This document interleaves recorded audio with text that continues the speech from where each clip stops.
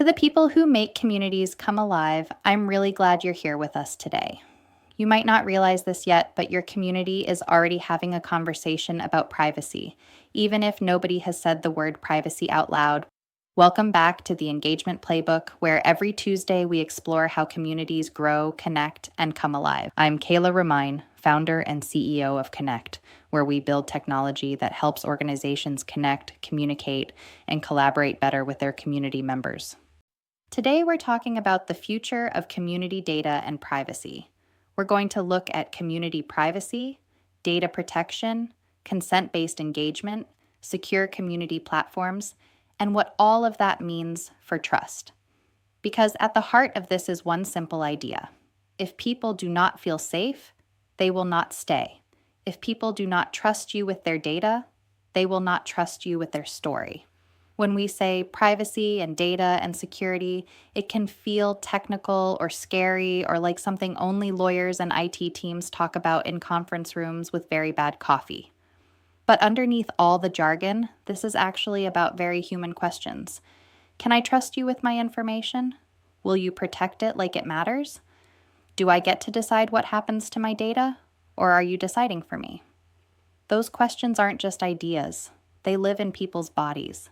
Biologically, our nervous systems are always scanning for safety. When something feels confusing or sneaky online, our body reacts before our brain has even finished reading the message. Maybe the stomach tightens a little. Maybe the shoulders go up. Maybe the heart rate jumps just a bit. Emotionally, it sounds like this. I don't want to be used. I don't want my kid exposed. I don't want this to come back and hurt me later.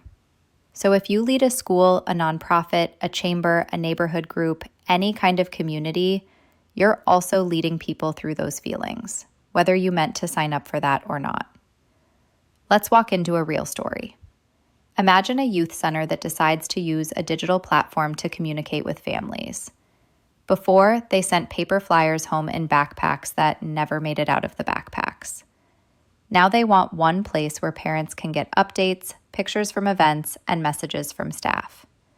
At first, there's excitement. This will make everything easier. Then the questions begin. Will photos of my child be public? Who can see my phone number? Are you tracking what we click on? Can someone outside the center get this information?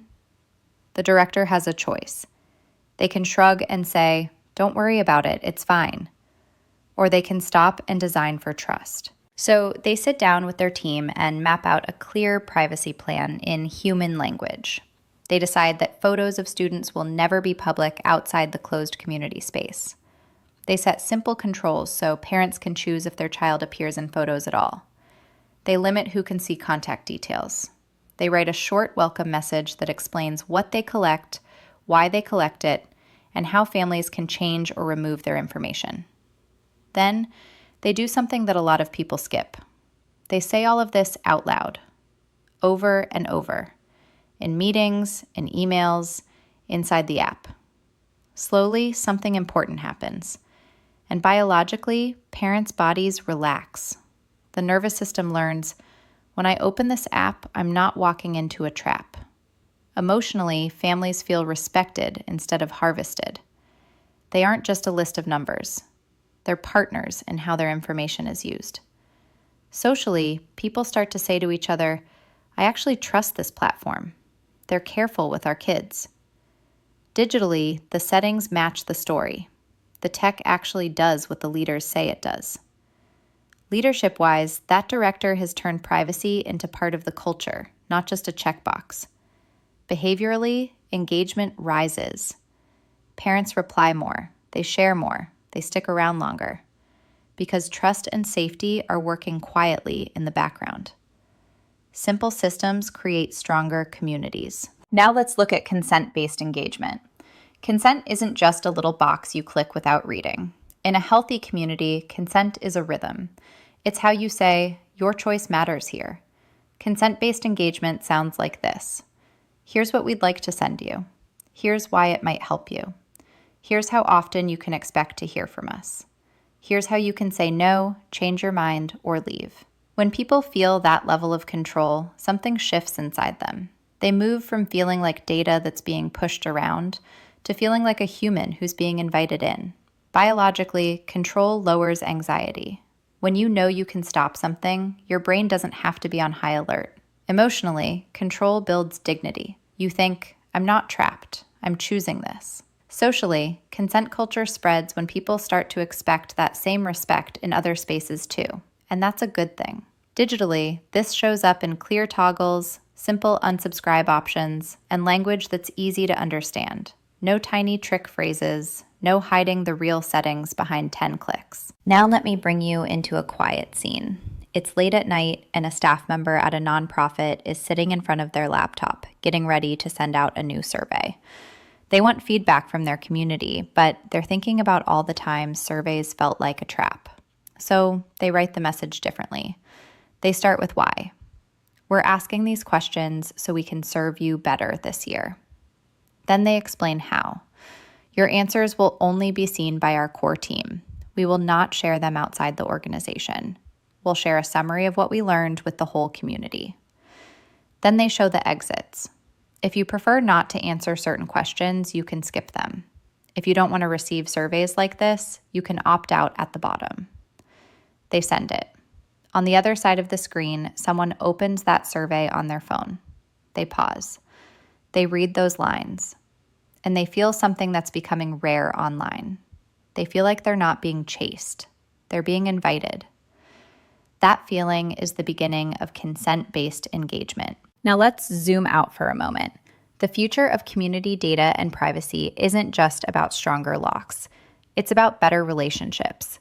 Yes, we absolutely need secure community platforms that encrypt data, protect access, and follow best practices. That's the basic foundation. But your people can't see encryption. They can't see the inside of a database.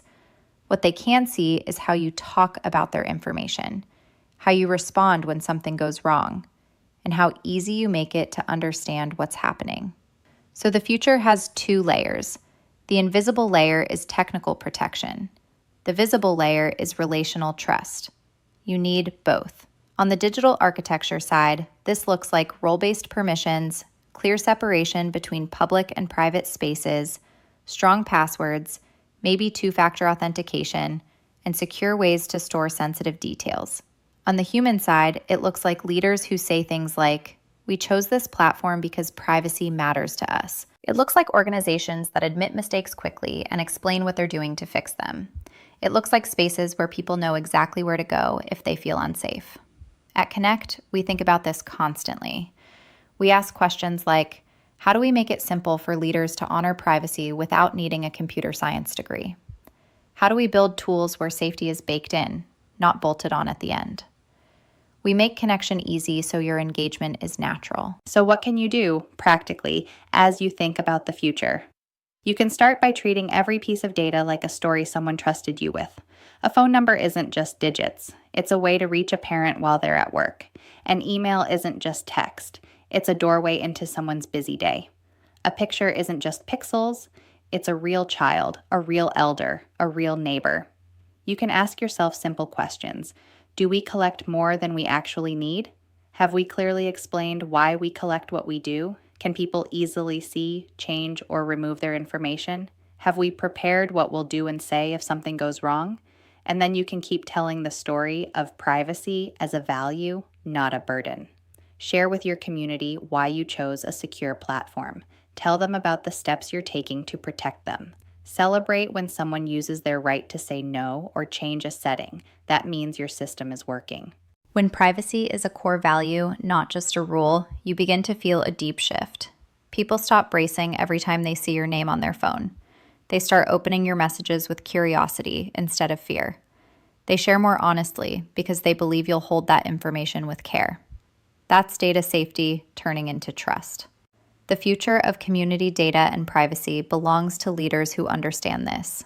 Not just the leaders who know the latest buzzwords, but the ones who are willing to say, your safety matters more than our convenience. Your consent matters more than our metrics. Your trust matters more than a shortcut. If that's the kind of leader you are, you're already building the kind of future we all need. Simple choices now will shape how safe your community feels tomorrow. If you enjoyed this episode, subscribe and share it with the leaders shaping the future of engagement. And visit kannect.co to explore our community engagement playbook. It's not just a guide, it's a complete breakdown of how to scale your efforts, build culture in real time, and create communities that stay connected with low-effort methods that have been proven again and again.